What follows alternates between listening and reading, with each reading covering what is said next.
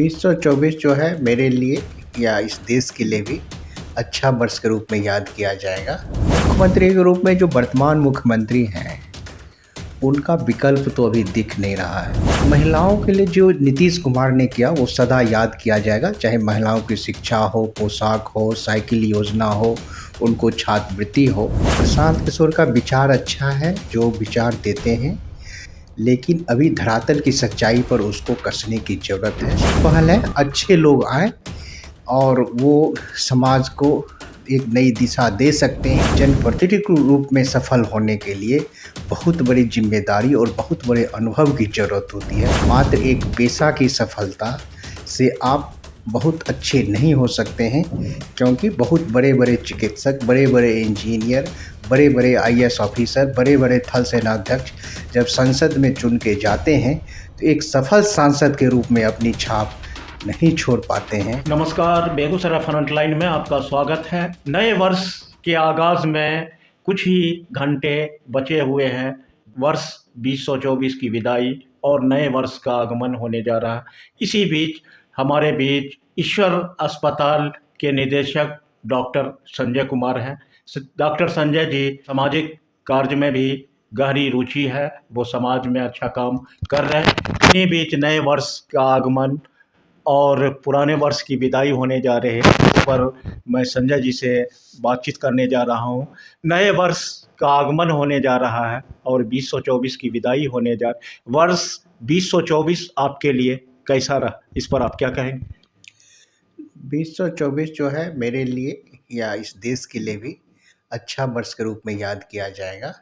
हर तरफ शांति है, भाईचारा है, सामाजिक सद्भाव है और देश की आर्थिक प्रगति भी हो रही है।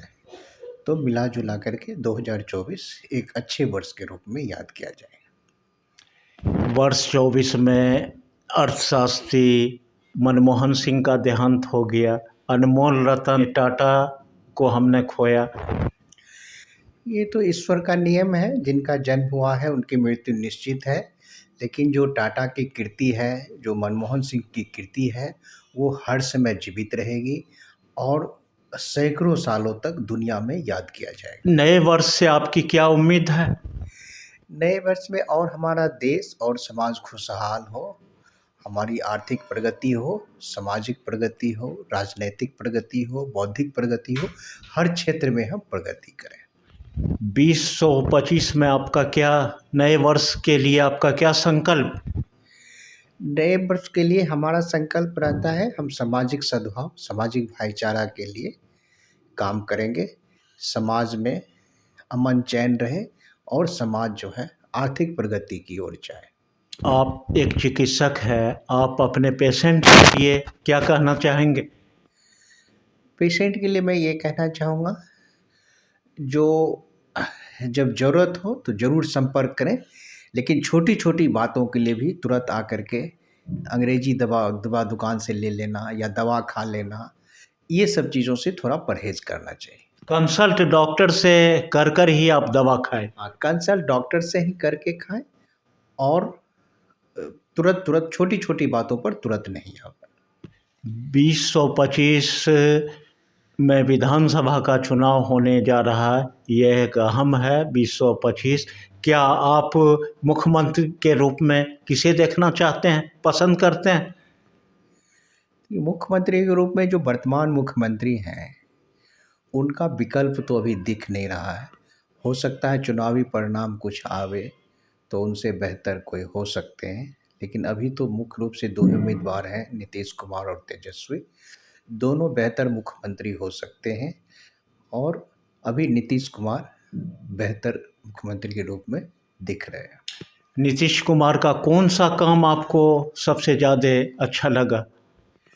महिलाओं के लिए जो नीतीश कुमार ने किया वो सदा याद किया जाएगा, चाहे महिलाओं की शिक्षा हो, पोशाक हो, साइकिल योजना हो, उनको छात्रवृत्ति हो और उनकी जो सबसे बड़ी महत्वपूर्ण भूमिका रही, अगर महिलाओं को आप शिक्षित कर देंगे तो खुद ही खुद जनसंख्या नियंत्रण हो जाएगा और समाज उत्तरोत्तर प्रगति की ओर जाएगा। ये एकदम सही साबित हो रहा है। क्या आपको लगता है जो महिलाओं में अवेयरनेस आया है? महिलाओं में काफ़ी अवेयरनेस आया है, खास करके जो इनकी सामाजिक छात्रवृत्ति योजना है, इसमें आप अल्पसंख्यक वर्ग की महिलाओं को भी देखेंगे तो पहले जो बाल विवाह की प्रथा वहाँ पे थी, 15-16 साल में लड़कियों की शादी हो जाती थी। अभी लड़कियां जो हैं 28, 30, 32 की उम्र में शादी करती हैं। तो ये एक बहुत बड़ा सामाजिक परिवर्तन नीतीश कुमार के सामाजिक छात्रवृत्ति योजना से हुआ है। जन सुराज के मुखिया प्रशांत किशोर के बारे में आपका क्या ख्याल है, क्या कहेंगे?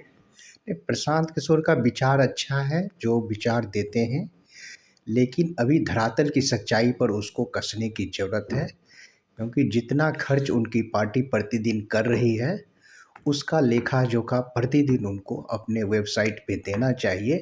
ये जनता के मन में शंका हो रहा है कि इतना पैसा कहाँ से आ रहा है और उसके खर्च का लेखा जोखा उचित रूप से प्रतिदिन क्यों नहीं दिखाया जा रहा। चिकित्सक वर्ग जन सुराज को ज्वाइन कर रहे हैं, इस पर आप क्या कहेंगे? नहीं, अच्छी पहल है, अच्छे लोग आए और वो समाज को एक नई दिशा दे सकते हैं। लेकिन शिक्षा, चाहे इंजीनियर हो, डॉक्टर हो, लेकिन एक जनप्रतिनिधि के रूप में सफल होने के लिए बहुत बड़ी जिम्मेदारी और बहुत बड़े अनुभव की ज़रूरत होती है।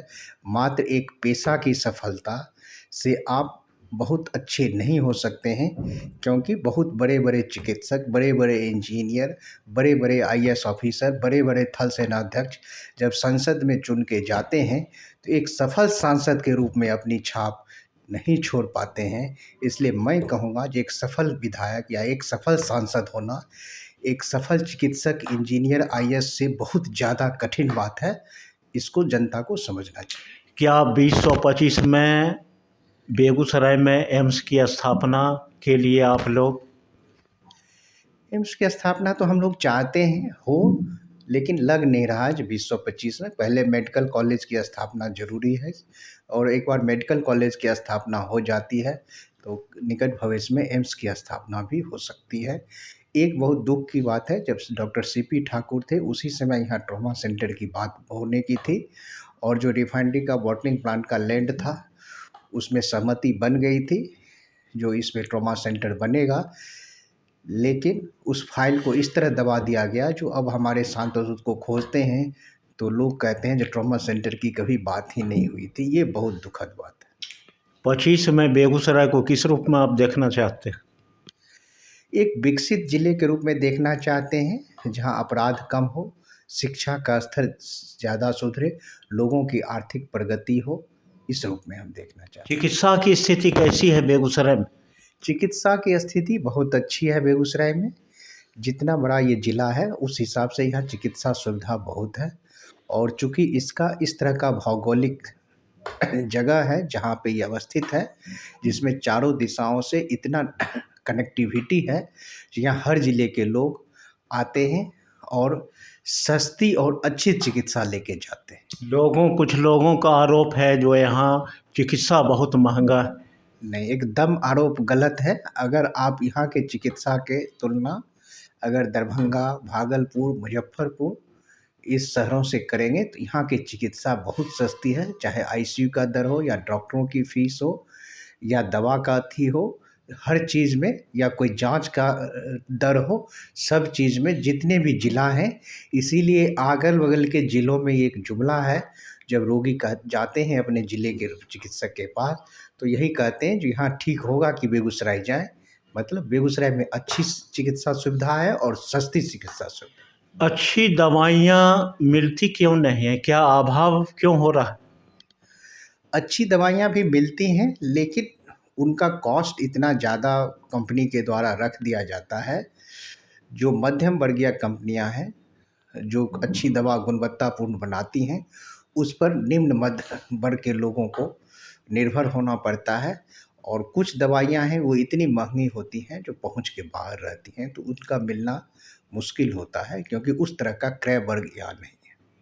हमसे बात कर रहे थे ईश्वर अस्पताल के निदेशक डॉक्टर संजय कुमार जी ने बड़ी ही बेबाकी से अपनी बात रखी। नए वर्ष के आगमन और 2024 की विदाई पर इन्होंने खुलकर बहुत सारी बात हमसे कही। देखते रहिए बेगूसराय फ्रंटलाइन। मिलते हैं अगली वीडियो में। धन्यवाद।